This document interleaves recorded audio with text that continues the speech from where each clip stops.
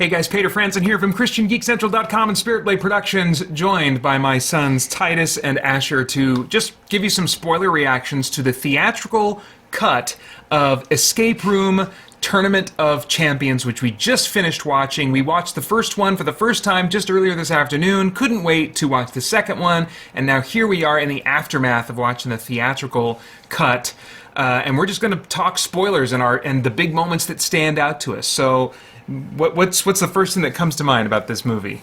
Ben, looking like he died in the sand. Oh, I know. I thought because Ben and Zoe were like the returning characters, I was like, well, Zoe is not going to die just because. Yeah, because she's the main character. She's the main character. She can't die. I feel like Ben is going to die because it's another of those, and she's gonna get a new friend. Yeah, and so when Ben died, I was like, okay, they're cashing in that. But he didn't die. I know. But when we thought he died, when we were supposed to think that he died, I was like, okay, that makes sense. That's the big death, that they can afford to give us for a tragic moment. They were totally content to get rid of everybody else, it seems like, but because of course they're mean. They like to kill off everybody except Zoe. Yeah. But then they brought Ben back, which I thought was really interesting. So now, if they make a third one, which it really looks like they're intending to do, then, I don't know, I feel like Ben and Zoe are going to be invincible in that movie. Because Ben has survived twice. Yes, and Zoe was already kind of the central character of the first one, and so the fact that she survived the first one did not surprise me, and I just assumed that she would survive the second one, unless they wanted to do something really bold, which unfortunately they didn't. I would have actually been fine with Zoe dying, and a different character. I know. Okay, actually, if they were going to kill off Zoe, if they would kill off Zoe, they would probably have Ben take the lead from there. Yeah. Yeah, maybe. Or another character that they start giving focus to. But anyway, did you, let's see. Just talk about the ending and where it leaves the movie. The series. Okay, so at the end of the first movie... Don't touch that cord, remember? At the end of the first movie, they were talking about, hijacking their plane tickets or... Oh, that's right. Yeah, at the very end of the first movie, they were planning on... And also, they were testing out a plane escape room. Yep. On a plane. Yes. So I'm feeling like that the very first escape room of a most likely third movie is probably going to be that very escape room. Yeah. But with some tweaks. Yes. Yeah, I wonder if they'll pick it up right where they left off with this movie. It seems like they would have to. They have to resolve that situation. Yeah. What's really insane is the psychologist from the beginning that was talking with Zoe. That's right. Yeah, she was in on it. She showed her the pen, the purse, and the book. And the painting in the background had a lighthouse on it. And a beach. With a beach that foreshadowed that one trap room. Crazy. And then, at the end of the movie, the same three items were there. She was using the pen to play Sudoku. She had the book right next to her, and her purse was on her lap. Yeah. And then, she was like, when Zoe came up to her, and she was like, "Do I know you?" That's one part that I was confused about. What do you mean? She said, "Do I know you?" Yeah, the older lady did? Yeah. Yeah, because Zoe called her by this other woman's name, by the doctor's name. Okay. And so, but that brings us to talking about Amanda, right? Because the reason for the beach, the reason for those things, it was always Amanda. It was Sonia's diary, who we found out earlier in this movie. Sonia is the daughter of Amanda. We didn't know Amanda had a daughter, but right at the near the beginning of the movie, they showed this flashback that I guess happened during the first movie, where Amanda and Zoe had this conversation in the ice room. Yeah. Yes, and it's revealed that she had a daughter, but I didn't think they were going to go more into that. But then, as soon as, I think the first thing that happened, the first time I saw the name Sonia, which I think was in the bank. Okay, maybe, yeah. That sounds right. Yeah. The second escape room. Yeah. So, in the second room, during the bank, that's the first time I saw a name, and I was like, there has to be more to this. There's no way that they just put a random word there and they're just gonna expect to get away with it. Yeah. And then they put this on me and I realized, oh wait, Sonia's Amanda's daughter. And then all of a sudden, well, before that, I realized Amanda's alive and I'm like, what? Yeah. That was a really interesting choice to bring Amanda back. I mean, I kind of like that. There's part of me that really likes that it's just a big change to bring back characters that, had been quote-unquote killed off.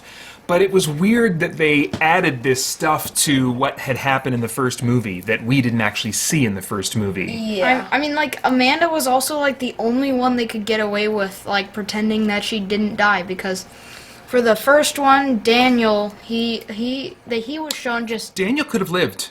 I mean, yes, he went unconscious and limp when he was under the water, but he could have floated away and they could have revived him in another room. So I think Daniel could be alive. Wait, I mean, are you talking about the priest? Or? the nerd from the first movie. Oh, yeah. Yeah. So, yeah, he could be alive. And then there was the one guy whose heart rate literally stopped because they were using the thing. Yes, he could have been revived. I mean, did anybody in the first movie die by getting chopped up? No. So, like Amanda said, if you didn't see it, it didn't happen. And I think that they could apply that rule for a third movie.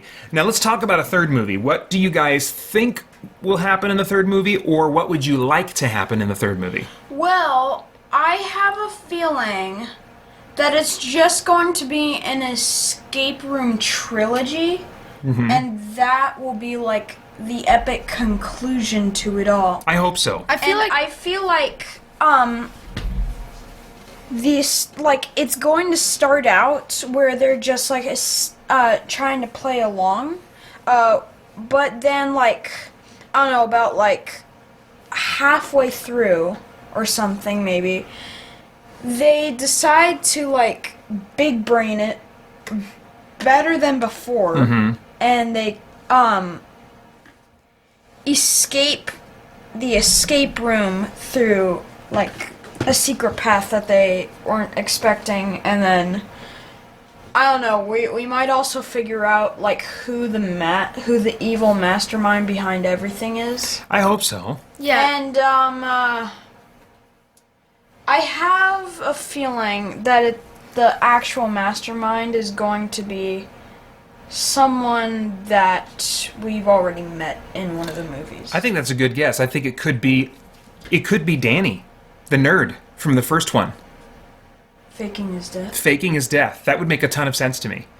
It could. What do you think about like what will happen, or what would you like to happen in the third movie? So definitely, I want to see who like actually Minos, Minos, I think. Minos. I'm thinking of like the Greek mythology. Yeah, I world. could be wrong. It's Minos. It's Minos. Okay. That's the company. Yeah. It's not person.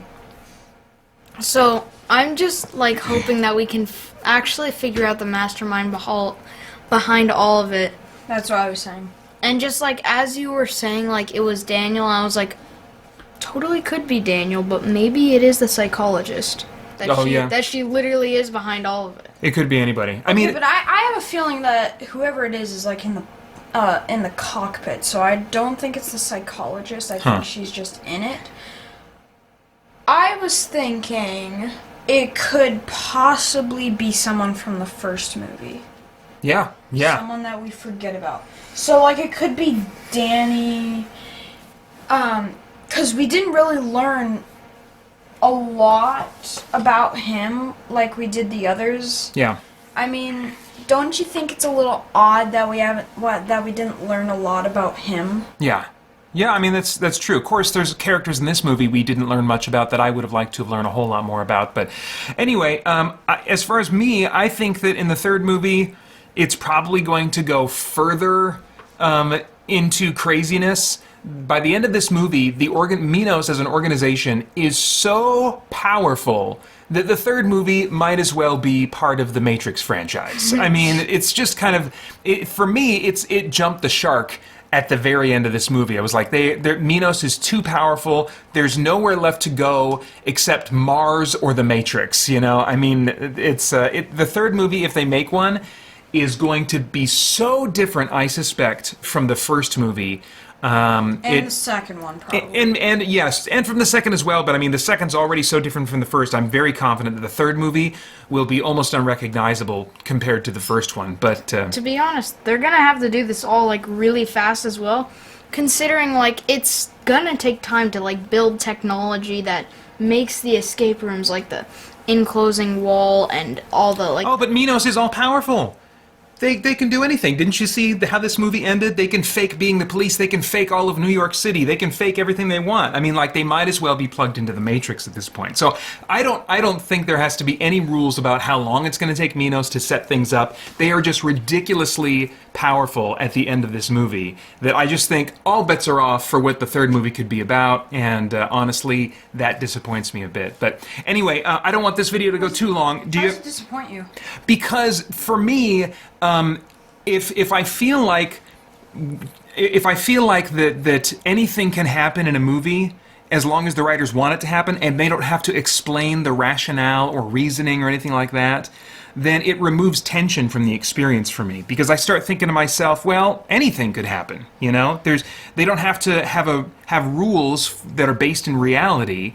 Minos, I could almost believe the technology could exist in the first movie, but they've taken it so far by the end of this one that I'm just like, they're way too powerful. They're way too powerful. And now anything could happen. I mean, I really do believe that we could find out that Zoe is plugged into something similar to the Matrix. I mean, that's how crazy far they're taking this, you know, so that she can never leave the game, and her whole life now is just in the game, it seems like. And she's also, like, the youngest there. Which, by the way, if you haven't seen The Game with Michael Douglas, look into that. Might be for you if you liked these two movies.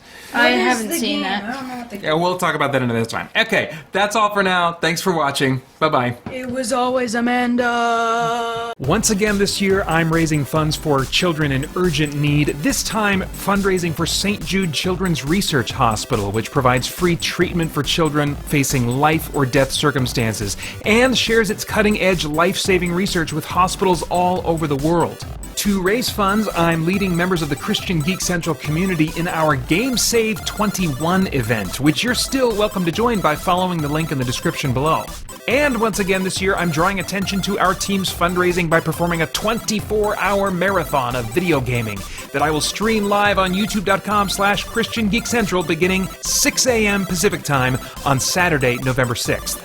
You can donate or get more info by clicking on my fundraising page in the links below, where you'll also find incentives and rewards for doing so. For donating $5 or more, you can choose a topic for me to share my sometimes overly strong opinions on during my live stream. For $10 or more, you get the previous reward and a download code for a free copy of the Spirit Blade Special Edition audio drama. For $20 or more, you get the previous rewards, and you can choose a game for me to play during my November 6th live stream. Pick a favorite or torture me with something terrible or rage-inducingly difficult. At $30, you get the previous rewards, and you can choose a song for me to sing during my November 6th live stream. Pick an old favorite of yours, or just make me humiliate and torture myself with something no one wants to hear. And at $50 or more, you get the previous rewards and a download code for every MP3 product at SpiritBlade.com. That's an $80 value. On top of that, I've set some fundraising milestones that will unlock strange and unusual happenings as I reach them. At $200, I'll have a free download day for everyone who visits SpiritBlade.com on November 13th. And as my total goes beyond $200, I'll unlock increasingly more content for that free download day. And depending how far beyond $200 my fundraising goes, during my November 6th live stream, I will show a photo of me you will never be able to unsee, put on a pair of frozen socks and a frozen t-shirt at the same time, shoot water up my nose with a turkey baster, and have my wife Holly play a video game with me for 30 minutes. And if I reach a personal fundraising total of $500 or more, I will do a 2-hour jump scare live stream before the end of the year featuring only the games that terrify me most, including Dead Space and PT. Now, I don't want to do that, but I know you sick people want to see that, so you're going to have to pay money to make it happen.